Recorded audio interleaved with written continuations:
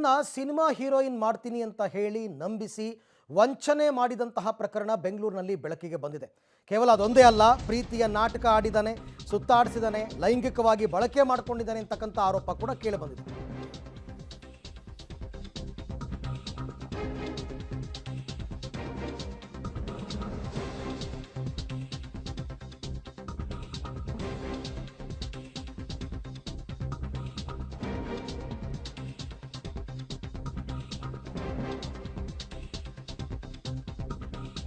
Cinema heroine ಮಾಡೋದಾಗಿ ವಂಚನೆ ಮಾಡಿದಂತಹ ಪ್ರಕರಣ, ಪ್ರೀತಿ ಮಾಡ್ತೀನಿ ಅಂತ ನಾಟಕ ಆಡಿ ಸುತ್ತಾಡಿಸಿ ಲೈಂಗಿಕವಾಗಿ ಬಳಸ್ಕೊಂಡಂತಹ ಆರೋಪ.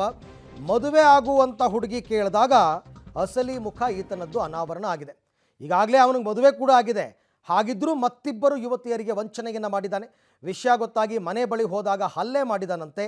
ಜ್ಞಾನಭಾರತಿ ಠಾಣೆಗೆ ದೂರು ಕೊಟ್ಟರೂ ಕೂಡ ಇನ್ನೂ ಯಾವುದೇ ಪ್ರಯೋಜನವಾಗಿಲ್ಲ ಅಂತ ಪಾಪ ವಂಚನೆಗೆ ಒಳಗಾದವರೇ ಹೇಳ್ಕೊಂಡಿರ್ತಕ್ಕಂಥ ವಿಚಾರ. ಇದು ಬೆಂಗಳೂರಿನಲ್ಲಿ ನಡೆದಿರ್ತಕ್ಕಂಥ ವಂಚನೆ. ತುಂಬ ಜನ ಹುಡುಗಿಯರಿಗೆ ಈ ರೀತಿ ಮೋಸ ಆಗಿರ್ತಕ್ಕಂಥ ಪ್ರಕರಣಗಳು ಆಗಾಗ್ಗೆ ವರದಿ ಆಗ್ತಾನೇ ಇದೆ. ಅತ್ತಿಬೆಲೆಗೆ ಸಂತೋಷ್ ಅಂತಕ್ಕಂಥ ವ್ಯಕ್ತಿ, ಈತ ವಂಚನೆ ದೌರ್ಜನ್ಯ ಹಲ್ಲೆಯನ್ನು ಮಾಡಿರ್ತಕ್ಕಂಥವ್ರು.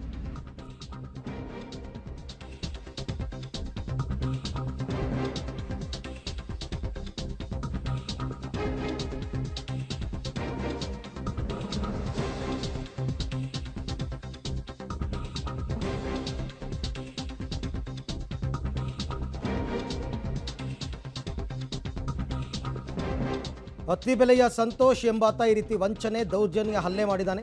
ಕನ್ನಡ ತಮಿಳು ಸಿನಿಮಾದಲ್ಲಿ ಸಣ್ಣ ಪುಟ್ಟ ಪಾತ್ರ ಮಾಡಿಕೊಂಡಿದ್ದ ಈ ಆರೋಪಿ ಸಂತೋಷ್ ಬೆಂಗಳೂರಿನ ಬ್ಯೂಟಿ ಪಾರ್ಲರ್ ಒಂದರಲ್ಲಿ ಕೆಲಸ ಮಾಡ್ತಾ ಇದ್ದ ರಾಯಚೂರು ಮೂಲದ ಯುವತಿ. 2019ರಲ್ಲಿ ಸ್ನೇಹಿತೆ ಮೂಲಕ ಯುವತಿಗೆ ಪರಿಚಯ ಆಗ್ತಾನೆ. ಹೀರೋಯಿನ್ ಮಾಡ್ತೀನಿ ಅಂತ ಅಂದವನು ಮದುವೆ ಆಗ್ತೀನಿ ಅಂತ ಕೂಡ ಹೇಳಿದ್ದ. ಸಂತೋಷ್ ಪ್ರಪೋಸಲ್ಗೆ ಓಕೆ ಅಂತ ಹೇಳಿದ್ದು ಆ ಯುವತಿ. ಇನ್ನು ಊಟಿ, ಮೈಸೂರು, ಧರ್ಮಸ್ಥಳ, ಹಂಪಿ, ಗೋವಾದಲ್ಲಿ ಆಕೆಯನ್ನು ಲೈಂಗಿಕವಾಗಿ ಬಳಕೆ ಮಾಡಿಕೊಂಡಿರೋ ಆರೋಪ. ಎಲ್ಲವನ್ನ ಮೊಬೈಲ್ನಲ್ಲಿ ಚಿತ್ರಿಸಿ ಇಟ್ಕೊಂಡಿದ್ದಾನಂತೆ ಬ್ಲ್ಯಾಕ್ ಮೇಲ್ ಮಾಡೋದಕ್ಕೆ. ಸಂತೋಷ್ಗೆ ಮದುವೆ ಆಗಿರೋದು ಗೊತ್ತಾದಾಗ ಕೇಳಿದಾಗ ಹಲ್ಲೆ ಮಾಡಿದ್ದಾನೆ. ನಿನ್ನ ಸಹವಾಸ ಬೇಡ ಅಂತ ಸುಮ್ಮನಿದ್ರೂ ಬಂದೆ ಮತ್ತೆ ಹಿಂಸೆ ಮಾಡ್ತಾ ಇದ್ದಾನೆ. ಫೆಬ್ರವರಿ 14ನೇ ತಾರೀಕು ಮನೆಗೆ ಬಂದು ಸಂತೋಷ್ ಆವಾಜ್ ಹಾಕಿದ್ದಂತೆ. ಕರೆದಾಗ ಬರದೇ ಇದ್ದರೆ ಫೋಟೋ ವಿಡಿಯೋ ರಿಲೀಸ್ ಮಾಡ್ತೀನಿ ಅಂತ ಬ್ಲ್ಯಾಕ್ ಮೇಲ್ ಮಾಡಿದ್ದಾನೆ.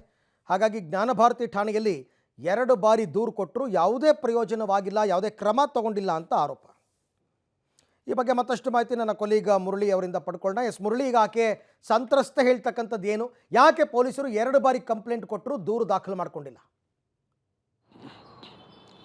ಖಂಡಿತವಾಗಿಯೂ ಅರವಿಂದ್, ಯಾಕೆಂದರೆ ಪ್ರಮುಖವಾಗಿ ಪೊಲೀಸರ ನಡೆಯ ಬಗ್ಗೆ ಸಾಕಷ್ಟು ಅನುಮಾನಗಳು ಮೂಡ್ತಾ ಇರೋಂಥದ್ದು. ಅದರಲ್ಲೂ ಕೂಡ ಈಕೆಯನ್ನು ಅತ್ಯಾಚಾರ ಮಾಡಿದ್ದಾನೆ, ಲೈಂಗಿಕವಾಗಿ ದುರ್ಬಳಕೆಯನ್ನು ಮಾಡ್ಕೊಂಡಿದ್ದಾನೆ ಅಂತ ಅಂದ ತಕ್ಷಣವೇ ಆತನನ್ನು ಬಂಧನಕ್ಕೆ ಒಳಪಡಿಸಬೇಕಿತ್ತು. ಪೊಲೀಸರು ಯಾಕೆ ಪದೇ ಪ್ರಕರಣವನ್ನು ಮುಂದೂಡ್ತಾ ಇದ್ದಾರೆ ಅನ್ನೋದ್ರ ಬಗ್ಗೆ ಕೂಡ ಸಾಕಷ್ಟು ಅನುಮಾನಗಳು ಕಾಡ್ತಾ ಇರೋಂಥದ್ದು. ಯಾಕೆಂದರೆ ಈ ಸಂತೋಷ್ ಏನಿದ್ದಾನೆ, ಸಂತೋಷ್ ಕನ್ನಡ ಮತ್ತು ತಮಿಳು ಚಿತ್ರಗಳಲ್ಲಿ ಒಂದೆರಡು ಸಣ್ಣ ಪುಟ್ಟ ಪಾತ್ರಗಳನ್ನು ಮಾಡಿದ್ದ. ಸಣ್ಣ ಪುಟ್ಟ ಪಾತ್ರಗಳನ್ನು ಮಾಡಿ ಅದನ್ನು ಇಟ್ಕೊಂಡು ಯುವತಿಯರನ್ನು ನಂಬಿಸೋಂಥದ್ದು, ಜೊತೆಗೆ ಅವರನ್ನು ವಂಚನೆ ಮಾಡುವಂಥ ಕೆಲಸವನ್ನು ಮಾಡ್ತಾ ಇದ್ದಾರೆ ಅನ್ನೋದ್ರ ಬಗ್ಗೆ ಈಗ ಮಾಹಿತಿಗಳು ಸಿಕ್ಕಿರುವಂಥದ್ದು. ಅಂದರೆ ಈ ರಾಯಚೂರು ಮೂಲದ ಯುವತಿ ಏನಿರ್ತಾಳೆ, ರಾಯಚೂರು ಮೂಲದ ಯುವತಿಯು ಕೂಡ ಬೆಂಗಳೂರಿಗೆ ಬಂದಿರ್ತಾಳೆ. ಬೆಂಗಳೂರಿಗೆ ಬಂದ ಸಂದರ್ಭದಲ್ಲಿ ಆಕೆಗೂ ಕೂಡ ಚಲನಚಿತ್ರದಲ್ಲಿ ನಟನೆಯನ್ನು ಮಾಡಬೇಕು ಅಥವಾ ಸಣ್ಣ ಪುಟ್ಟ ಪಾತ್ರಗಳನ್ನಾದರೂ ಮಾಡಬೇಕು ಅಂತೇಳಿ ಆಕೆ ಪ್ರಯತ್ನವನ್ನು ಮಾಡ್ತಾ ಇರಬೇಕಾದ್ರೆ ಅದನ್ನೇ ದುರುಪಯೋಗ ಪಡ್ಕೊಂಡು ನಿನ್ನನ್ನು ಆ ಫಿಲಮ್ನಲ್ಲಿ ಒಂದು ಹೀರೋಯಿನ್ ಪಾರ್ಟನ್ನು ಕೊಡಿಸ್ತೀನಿ, ಹೀರೋಯಿನನ್ನಾಗಿ ಮಾಡ್ತೀನಿ ಅಂತೇಳಿ ಆಕೆಯನ್ನು ನಂಬಿಸಿ ಆಕೆಯ ಜೊತೆ ಲೈಂಗಿಕ ಸಂಪರ್ಕವನ್ನು ಬೆಳೆಸುವಂಥದ್ದು. ಲೈಂಗಿಕ ಸಂಪರ್ಕವನ್ನು ಬೆಳೆಸಿ ಆಕೆಯನ್ನು ವಂಚನೆಯನ್ನು ಮಾಡ್ತಾನೆ. ವಂಚನೆ ಮಾಡಿದ ಬಳಿಕ ಈತ ಮೋಸ ಮಾಡ್ತಿದ್ದಾನೆ ಅಂತ ಗೊತ್ತಾದ್ರೂ ಕೂಡ ಅದಕ್ಕೆ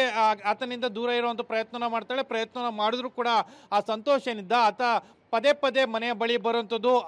ಆತನಿಗೆ ಏನಾದರೂ ಲೈಂಗಿಕ ಆಸಕ್ತಿಗಳೇನಾದರೂ ಹೆಚ್ಚಾದರೆ ಆತನ ಜೊತೆಯಲ್ಲಿ ಸಂಪರ್ಕವನ್ನು ಬೆಳೆಸಬೇಕು ಅನ್ನೋದು ಆತನ ಒತ್ತಾಸೆ ಆಗಿತ್ತು. ಆ ಹಿನ್ನೆಲೆಯಲ್ಲಿ ಪದೇ ಮನೆ ಬಳಿ ಬಂದು ಈ ರೀತಿಯಲ್ಲಿ ಕಾಟವನ್ನು ಕೊಡ್ತಾ ಇದ್ದ. ಆತ ಯಾವಾಗ ಕರಿತಾ ಇದ್ದ ಲೈಂಗಿಕ ಕ್ರಿಯೆಗೆ, ಆ ಸಂದರ್ಭದಲ್ಲಿ ಆಕೆ ಹೋಗಬೇಕಾಗಿತ್ತು ಅನ್ನೋದು ಆಕೆಯ ದೂರಿನ ಸಾರಾಂಶ ಆಗಿರುವಂಥದ್ದು. ಜೊತೆಗೆ ಆಕೆ ಏನಾದರೂ ಹೋಗಲಿಲ್ಲ ಅಂದರೆ ಆಕೆ ಮೇಲೆ ಹಲ್ಲೆಯನ್ನು ಮಾಡುವಂಥದ್ದು, ಫೋರ್ಸ್ಫುಲಿ ಆಕೆಯನ್ನು ಕರ್ಕೊಂಡು ಹೋಗಿ ಲೈಂಗಿಕ ಕ್ರಿಯೆಯನ್ನು ನಡೆಸ್ತಾ ಇದ್ದ. ಇವೆಲ್ಲ ವಿಚಾರಗಳನ್ನು ಕೂಡ ಆಕೆ ಸವಿಸ್ತಾರವಾಗಿ ದೂರಿನಲ್ಲಿ ಉಲ್ಲೇಖವನ್ನು ಮಾಡಿದ್ರು ಕೂಡ ಪೊಲೀಸರು ಇದುವರೆಗೂ ಯಾವುದೇ ರೀತಿಯ ಕ್ರಮವನ್ನು ಕೈಗೊಂಡಿಲ್ಲ. ಜೊತೆಗೆ ಈ ಪ್ರಕರಣ ಅತ್ತಿಬೆಲೆಗೂ ಹೋಗುತ್ತೆ ಅಂತೇಳಿ ಅತ್ತಿಬೆಲೆಗೂ ಕೂಡ ಪ್ರಕರಣನ ವರ್ಗಾವಣೆಯನ್ನ ಮಾಡ್ತಾರೆ. ಯಾಕಂದ್ರೆ ಅಲ್ಲೂ ಕೂಡ ಒಮ್ಮೆ ಹಲ್ಲೆ ಆಗುತ್ತೆ, ಅಲ್ಲಿ ಪ್ರಕರಣ ವರ್ಗಾವಣೆ ನಡೆದ್ರು ಕೂಡ ಅಲ್ಲೂ ಯಾವುದೇ ರೀತಿಯ ಕ್ರಮವನ್ನು ಕೈಗೊಳ್ಳದೇ ಇರುವಂಥದ್ದು ಸಾಕಷ್ಟು ಅನುಮಾನಗಳಿಗೆ ಎಡೆ ಮಾಡಿಕೊಟ್ಟಿರುವಂಥದ್ದು. ಅರವಿಂದ್, ಬಟ್ ಮುರಳಿ, ಈಗ ಇದ್ರ ಬಗ್ಗೆ ಏನಾದ್ರು ಕ್ಲಾರಿಫಿಕೇಶನ್ ಕೊಟ್ಟಿದ್ದಾರಾ ಪೊಲೀಸ್ ಇಲಾಖೆ ಅಥವಾ ಜ್ಞಾನಭಾರತಿ ಪೊಲೀಸ್ ಸ್ಟೇಷನ್ ವತಿಯಿಂದ?